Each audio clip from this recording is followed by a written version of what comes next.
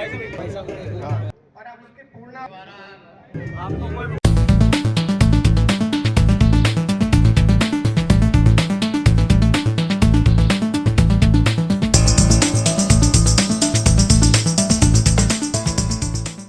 इतिहास के पन्ने अपने आप को पलटते हुए वापस उसी मुकाम पर आके खड़े हो जाते हैं। मुझे याद आता है जब इतिहास में मैं ये पढ़ता हूँ कि 1877 का काल था,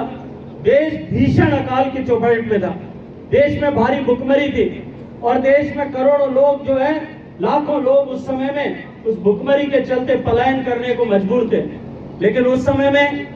देश गुलाम था और गुलाम देश का जो है भारत का वायसराय था लॉर्ड लिटिन। और लॉर्ड लिटिन क्योंकि उस समय में महारानी विक्टोरिया भारत आने वाली थी, तब करोड़ों रुपए उनके स्वागत के लिए खर्च कर रहे थे और भारत की परिस्थितियों से एक तरफ करके, भारत की परिस्थितियों को, उस समय की तत्कालीन विपरीत परिस्थितियों को भुला करके केवल और केवल महारानी के स्वागत के लिए जुटे हुए थे। आज राजस्थान में भी उसी तरह की हालात है। राजस्थान दंगों में चल रहा है, राजस्थान के लोग जो है बेरोजगारी से त्रस्त हैं। राजस्थान में एक बहुत बड़ा भूभाग जो है उसमें पीने का पानी का संकट है और ऐसे होते हुए भी क्योंकि कांग्रेस की महारानी उदयपुर में आ रही है, राजस्थान का मुख्यमंत्री उसकी आवभगत के लिए निरंतर लाखों रुपए खर्च करके और वहां जो है उदयपुर में डेरा डाल करके बैठे। गहलोत साहब की सरकार, ये आज जो है एक डिजीज होती है, साइकोलॉजिकल डिजीज, और उसका नाम होता है डिजीज ऑफ सेल्फ कॉम्प्लिसेंसी, जो अपने आत्ममुग्धता की बीमारी की शिकार है। जब कोरोना का काल आया था, शुरुआत के काल में भीलवाड़ा में 3-4 मरीज मिले थे। इन्होंने भीलवाड़ा को कॉर्डन ऑफ किया, चारों तरफ से भीलवाड़ा के रास्ते बंद किए, भीलवाड़ा में कर्फ्यू जैसी स्टेटस खड़ी की और उसके चलते एक बार वो 3-4 केसेस जो है वो समाप्त हो गए। उन्होंने अपनी पीठ थपथपाना शुरू किया, पूरा कोरोना का काल निकल गया। राजस्थान में हजारों लोग दुखी हुए,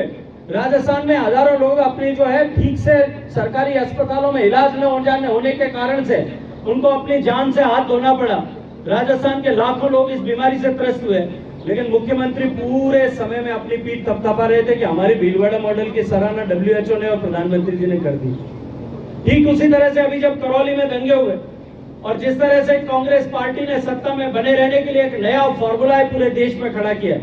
क्योंकि वो ये जानते हैं कि देश में जहां कहीं भी मजहब विशेष का मतदाता उनसे दूर हो गया है, उनसे छिटक गया है, वहां कांग्रेस का अस्तित्व समाप्त हो गया है। ये जानते हुए कि अब अपने अस्तित्व को बचाए रखने के लिए उस मजहब विशेष के मतदाता को अपने साथ में जोड़े रखना आवश्यक है। उन्होंने देश को अपरोक्ष रूप से काम करते हुए मजहबी उन्माद की तरफ धकेलने का काम किया है। और उसके चलते जिस तरह से करौली में भारतीय नववर्ष के समय में जब जुलूस के ऊपर भारतीय नववर्ष की शोभा यात्रा पर जिस तरह से पत्थर बरसाए गए और उसके बाद जिस तरह से कार्यवाही हुई, और उस कार्यवाही के बाद में माननीय मुख्यमंत्री लगातार अपनी उसी बीमारी के चलते अपनी पीठ थपथपा रहे थे कि हमने करौली में ठीक से काम किया,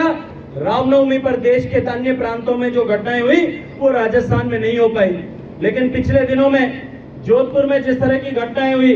भरतपुर में जिस तरह की घटनाएं हुई, भीलवाड़ा में जिस तरह की घटनाएं हुई और कल भी भीलवाड़ा में जिस तरह की घटना हुई और उसके बाद में भीलवाड़ा में आज पूरा भीलवाड़ा प्रतिरोध करते हुए जो है